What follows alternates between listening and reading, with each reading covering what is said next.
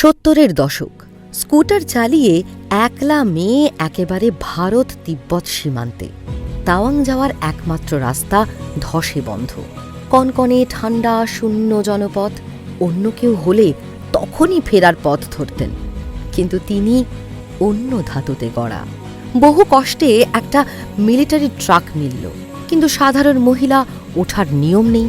জওয়ানরা তো হেসেই অস্থির, বাঙালি মেম সাহেব বলে কি, কিন্তু অসামান্য রসবোধ আর কথাবার্তায় জওয়ানদের মন জয় করে নিলেন তিনি। শেষমেশ ট্রাকে জায়গা হল। গরম চা রুটি খেতে খেতে পৌঁছে গেলেন বরফে ঢাকা তাওয়াংয়ে। পরে বলেছিলেন, ভ্রমণের নিয়ম হলো কোনো নিয়ম না মানা। একটুখানি হাসি আর সাহস থাকলেই সব বন্ধ দরজা খুলে যায়। এই ছিলেন সুবিখ্যাত লেখিকা নবনীতা দেব সেন, যিনি বিপদেও হাসি দিয়েই জয় করে নিতেন গোটা দুনিয়া।